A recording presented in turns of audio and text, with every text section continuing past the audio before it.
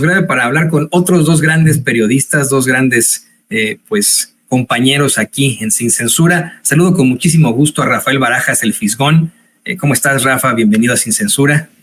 Siempre con el gusto de estar aquí contigo, Toño, y con tu audiencia, por supuesto.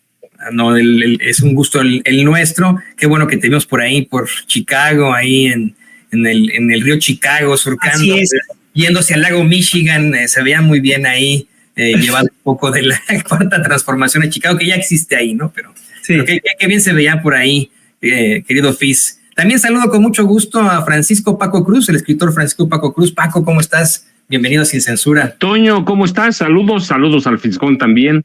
Hola, Así Paco. que aquí estamos, Toño. Pues, aquí estamos. ¿Qué les parece, queridos compañeros, que hablamos de lo impresentables que son muchos de estos los perfiles alrededor de la derecha mexicana, de estos perfiles que están alrededor de la misma campaña de Xóchitl Gálvez?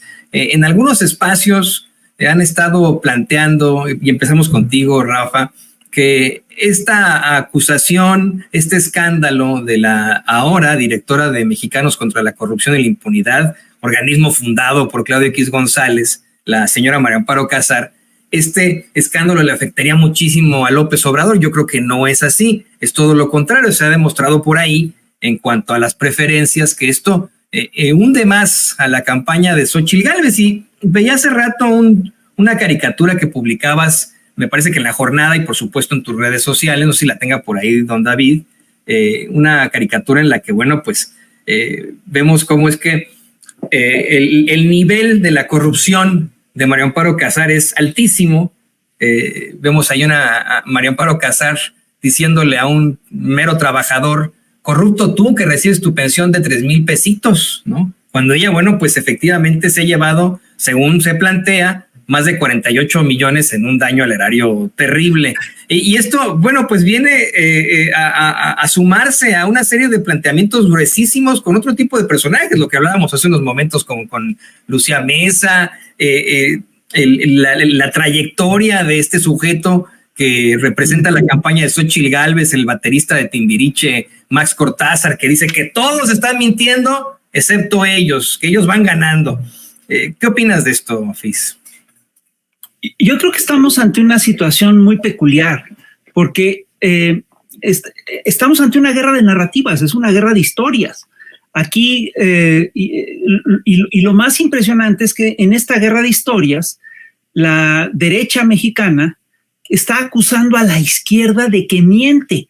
Hay una campaña feroz contra Claudia Sheinbaum diciendo que mintió en los debates, y es totalmente falso que Claudia haya dicho una sola mentira. Todo lo que dijo Claudia está fundamentado. ¿Por qué hacen esta campaña? Hacen esta campaña, entiendo yo, porque esto es algo que quieren posicionar con miras al siguiente sexenio. Ya dan por perdida la presidencia de la República, entonces lo que buscan, a lo que aspiran, es a desacreditarla. Y entonces nos están platicando, nos están anunciando lo que va a ser su narrativa de muy largo plazo. Y esa narrativa es: Claudia Sheinbaum miente, la cuarta transformación solo dice mentiras. Esto es básicamente lo que están tratando de establecer. Ahora, lo que es increíble es que lo están tratando de establecer a partir de puras mentiras que ellos sí dicen. Es decir, yo te recuerdo que Xóchitl Gálvez hasta hace poquito se presentaba como una candidata ciudadana. No fue sino hasta el último debate que dijo que aceptó que es la candidata del PAN, del PRI, del PRD. Pues, perdón, ¿quién le iba a creer que era una candidata ciudadana? Y sin embargo, mintió de esa manera tan flagrante. Al mismo tiempo, Santiago Taboada acusa a Morena de problemas de la ciudad desde 1997, cuando Morena se funda en 2011. Es decir, dicen una cantidad de mentiras con una facilidad enormes, con una facilidad absoluta, y buscan que eso se instaure como una verdad. ¿Por qué lo hacen?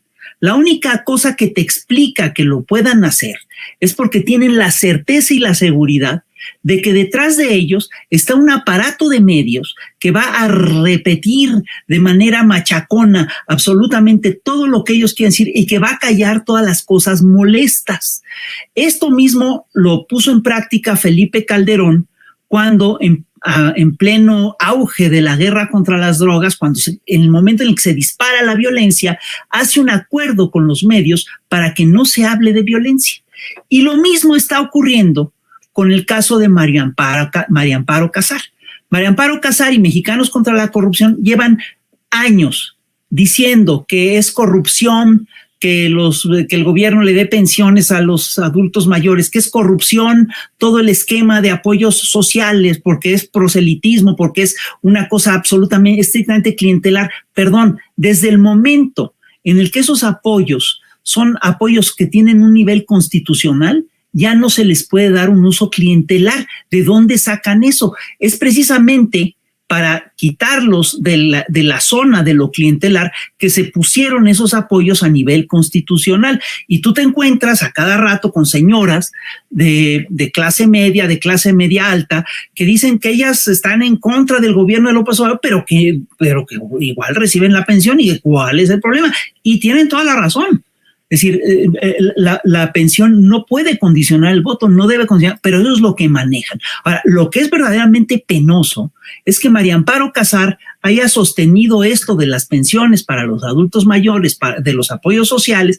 Es increíble que estén en contra de Pemex, que pidan la privatización de la empresa, que dicen que es una empresa corrupta, mal manejada, y que ella, después de todo esto, cobre una pensión de 130 pesos mensuales, ¿sí? Que haya recibido un bono de 17 millones de pesos por la muerte, por el suicidio de su exmarido. Es decir, perdón, todo en esto te habla de que eso simplemente es una enorme hipocresía.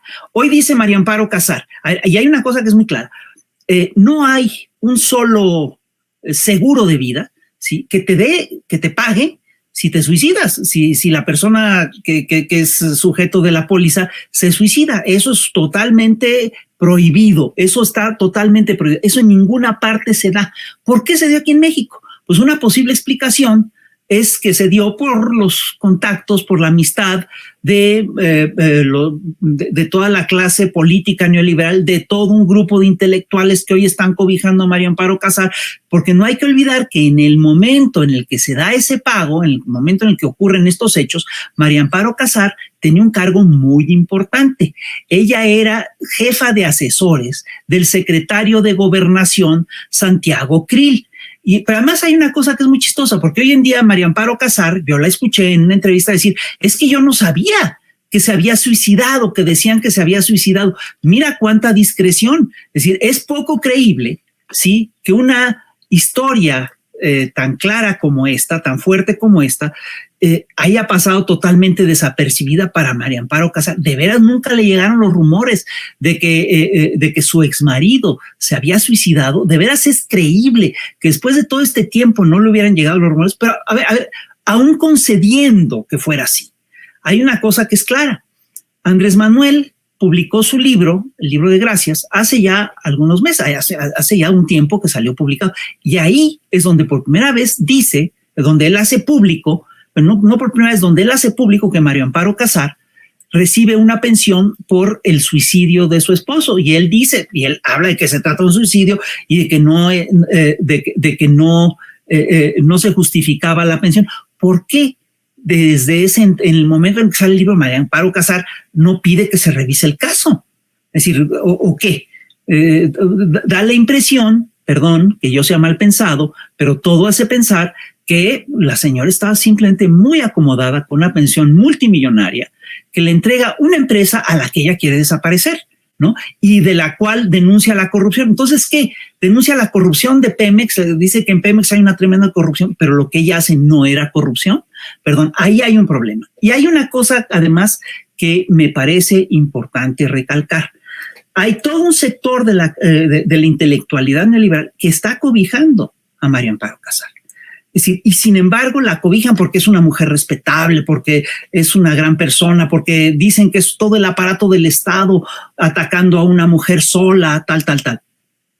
Perdón, en ningún momento los defensores de María Amparo Casar dicen que María Amparo Casar tenía derecho a recibir esa pensión.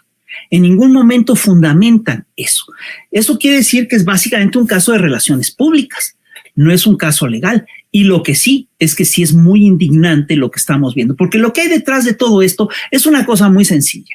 Es la idea de que para estas élites sí existen diferencias importantes en la sociedad y que estas son necesarias. Que todo lo que los privilegios que se les dan a ellos son algo natural y que en cambio todas las dádivas, todos los apoyos al sector social son una cosa antinatural, antiética, incorrecta. Todos los privilegios para ellos, ningún privilegio para los demás. Ellos sí son una élite y se merecen todo. Se ven como algo natural que se le dé una pensión de 130,000 pesos por el suicidio de un exmarido. Es decir, ¿en dónde? ¿Cómo se puede dar eso? ¿Cómo pueden ver eso como una cosa natural? En cambio, ven como una cosa contra natura que se le den apoyos sociales al grueso de la población mexicana, aunque esto reactive el mercado interno. Es la misma lógica de las élites. Lo que diferencia, lo que define, lo que ha definido a las élites en los últimos siglos es simplemente la idea de que este sector está convencido de que hay gente, entre ellos, sobre todo ellos, que merece todos los privilegios y que el resto y que el resto de la población es absolutamente prescindible. Detrás de estas lógicas están la expoliación, el saqueo, la sobreexplotación, los genocidios, la discriminación, el racismo. Estamos enfrentándonos ante la realidad de una élite y de una oligarquía clasista y racista. Yo aquí lo dejaría. Sí, el clasismo va emparejado de ese racismo que fue exhibido recientemente una vez más con el pseudocómico llamado Chumel Torres, pero efectivamente estamos hablando de lo que yo considero son esos mediocres privilegiados, personajes con apellidos de alto pedorraje que desafortunadamente detentan siempre los mejores puestos en el empresariado, en los medios de comunicación, en el gobierno, usted dígame en cuál, en todos lados siempre tienen estos puestos sin verdaderamente demostrar que tengan algún tipo de genialidad. Y como bien menciona el FIS, Rafael Barajas del Fisgón, tenemos a personajes como María Amparo Casar, que no solamente se hacen acreedores a este tipo de pensiones vitalicias millonarias, sino que además son invitados para dar cátedras, además pertenecen a organismos independientes y autónomos que les dan un muy buen salario, simple y sencillamente por ser parte de estas élites que están, por supuesto, en contra de todo lo que corresponde al pueblo de México.